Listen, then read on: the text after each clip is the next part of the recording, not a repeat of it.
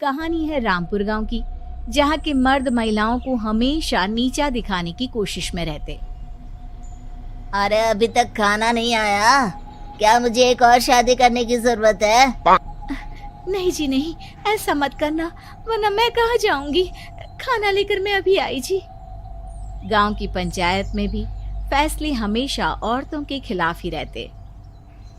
मैं जो फैसला सुनाता हूँ वो भगवान की आज्ञा होती है। इस लड़के ने अपने मन से शादी करके अच्छा नहीं किया। लड़के को घर भेज दो और इसकी शादी इसकी जाति की किसी लड़के से करवा दो, लेकिन ये लड़की, इसे तो गांव के बाहर निकाल दो। नहीं नहीं जमींदार साहब, ये क्या बोल रहे हैं? ऐसा नहीं हो सकता। मेरी बेटी मासूम है, इसे अच्छे बुरे की समझ नहीं है। अरे कहाँ जाएगी ये बेचारी? कहाँ जाएगी? इतनी चिंता है तो पूरे परिवार का गांव निकाला कर देते हैं। बेचारे पूरे बसे बसाए परिवार को गांव छोड़ना पड़ता है। चाहे जो हो, अगर बेटियों को कंट्रोल नहीं कर सकते तो गांव में रहने का कोई मतलब नहीं है। यहाँ औरतों को दब कर रहना होगा। कोई भी अपने हिसाब से कुछ नहीं कर सकता, सब ईश्वर की मर्जी से ही होगा। तभी गांव का एक आदमी दौड़ा दौड़ा आता है। सरपंच साहब, जमींदार साहब, वो कालिया है ना, उसकी बेटी पढ़ने के लिए शहर जा रही है। अच्छा, ये कब हो गया? और कालिया की हिम्मत कैसे हो गई ऐसा करने की? लेकर आओ उसे और उसकी बेटी को। बस फिर क्या था, हाजिर हो जाते हैं कालिया और उसकी बेटी सरपंच के सामने। अरे कालिया, ये क्या सुनने में आ रहा है? बेटी को इंजीनियर बना रहा है तू? और ये बता, गांव में तो स्कूल नहीं है, फिर कहां से इतनी क्लास पास कर गई तेरी बेटी? राधा, जो कि कालिया की बेटी है, उसे लगता है कि सरपंच उसकी तारीफ कर रहे हैं। सरपंच जी, मैंने ऑनलाइन पढ़ाई की है, डिस्टेंस लर्निंग से। सभी में मैंने अच्छे नंबर पाए हैं, जिसे देखते हुए शहर की इंजीनियरिंग कॉलेज में मुझे स्कॉलरशिप मिली है। वाह जी वाह, क्या होती है ये? पहले तो ये बताओ, फिर आगे की बात करते हैं। पूरा गांव राधा की बात सुन रहा था और राधा बोलती जा रही थी। तो ऐसे मैं फ्री में एक अच्छी शिक्षा लेकर गांव में जो कुछ परेशानियां हैं, जैसे बिजली, पानी और इंटरनेट जैसी समस्याओं के लिए काम करूंगी। मैं गांव को शहर से जोड़ने के लिए पुल का निर्माण करवाने का प्रस्ताव रखूंगी।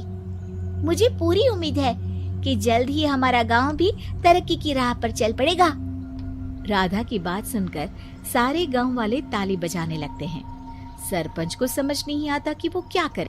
चुप रह नादान लड़की, गांव के खिलाफ जाने के लिए तुझे गांव से बेदखल कर दिया जाएगा, वो भी पूरे परिवार के साथ। और हाँ, अगर ठीक से गांव में रहना चाहती है तो ये पढ़ाई लिखाई छोड़ दे। हम तेरे लिए गांव का कोई होनहार लड़का देखेंगे। तभी गांव का एक आदमी बोल पड़ता है। अरे नहीं नहीं सरपंच जी, राधा बिटिया जो बता रही है, अगर वैसा हो जाए तो हम लोगों को पैसा कमाने के लिए बाहर नहीं जाना पड़ेगा। हाँ जी, और ना ही कोसों दूर पानी के लिए भटकना पड़ेगा। हमारे बच्चे भी अच्छी पढ़ाई कर सकेंगे और आगे बढ़ेंगे, ना कि हमारी तरह खेती करते बैठेंगे। क्यों गांव वालों, राधा बिटिया का साथ देना चाहिए ना। सरपंच देखता है कि गांव राधा के साथ है तो वो चुप हो जाता है। वो घर आकर अपने सलाहकार से बात करता है, जो बहुत ही चालाक किस्म का इंसान होता है। अरे सरपंच साहब, आपको बहुत ही होशियारी से काम लेना पड़ेगा। एक बार गांव तरक्की कर गया, यहाँ के बालक पढ़ लिए तो कोई ना पूछेगा आपको। और फिर ये जो बेटा और बेटी है ना आपके, इनको भी आम लोगों की तरह ही जीवन जीना होगा।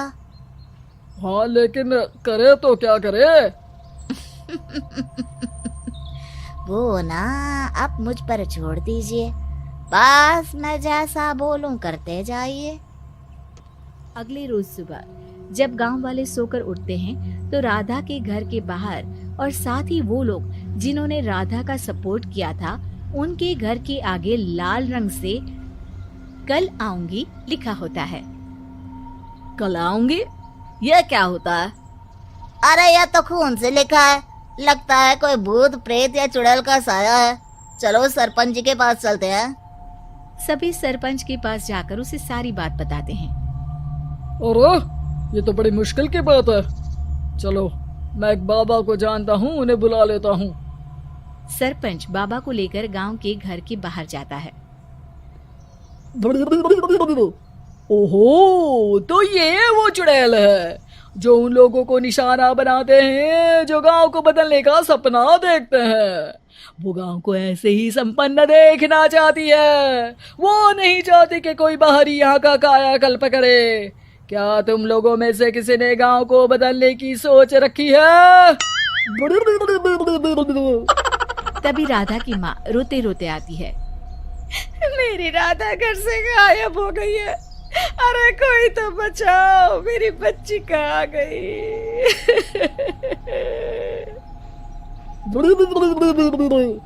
ले गई वो चुड़ैल, तेरी बच्ची को ले गई। अब वो उसे श्रापित करके छोड़ेगी, उस पर चुड़ैल का साया हो जाएगा। तभी बुरी सी हालत में राधा भी वहां आ जाती है। उसके बाल चुड़ैल की तरह फैले होते हैं और कपड़ों में खून लगा होता है।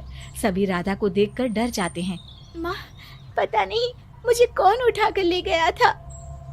अरे दूर दूर हो जा चुड़ैल, अब हम लोग इस गांव में नहीं रुकेंगे। अरे कैसे बातें कर रहे हैं आप?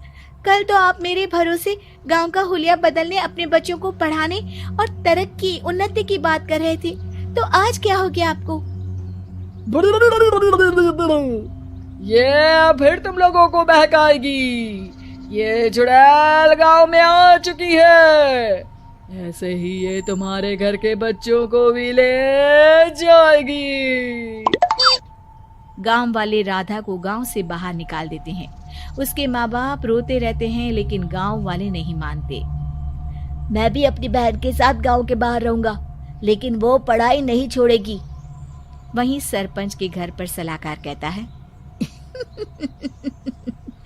देखा, सांप भी मर गया और लाठी भी नहीं टूटी। लेकिन अगले ही दिन सरपंच के घर के बाहर भी वही शब्द लिखे होते हैं। और फिर सरपंच की बीवी कहती है, हमारी बेटी को किसी ने अगवा कर लिया है। तभी राधा का भाई वहां आ जाता है। अरे गांव वालों, मैंने सरपंच जी की बेटी को देखा था।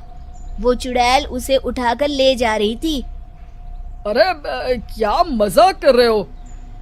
नहीं नहीं सरपंच जी, आप नहीं जानते। वो चुड़ैल अब आपकी बेटी में आ जाएगी, जैसे राधा के अंदर आ गई थी। तभी सरपंच की बेटी वैसी ही हालत में वहां आती है जैसे राधा आई थी। पापा, पता नहीं कैसे मैं गायब हो गई थी। चुड़ैल, इसके अंदर भी चुड़ैल का साया है, मारो इसे। अरे नहीं नहीं, इसे भी राधा के पास गांव के बाहर ही भेज दो। अरे चुप रहो, मेरी बेटी कहीं नहीं जाएगी और चुड़ैल वुड़ैल कुछ नहीं होता है। अरे कैसे बात कर रहे हो सरपंच जी? आप तो बोल रहे थे कि आपका फैसला भगवान का ज्ञान होता है, तो अपने पर बात आई तो अब आप ऐसे बोल रहे हैं। अरे ना ना ना, आपको अपनी बेटी को त्यागना ही होगा। अरे बुलाओ बाबा को। राधा का भाई बाबा को ले आता है, जिसे अब गांव वालों के डर के कारण सच बोलना पड़ता है। मैं कोई बाबा नहीं हूँ, मैं तो मोची था। ये सलाहकार महोदय ने मुझे कहा था एक्टिंग करने को। अब वो मुझे पैसे देने वाले हैं। अब मुझे माफ कर दो। गलती हो गई, मुझे माफ कर दो। तभी वहां राधा आ जाती है। देखा सरपंच जी, जब गांव के बच्चे साक्षर होंगे तो आप जैसे लोगों की चालाकी नहीं चलेगी।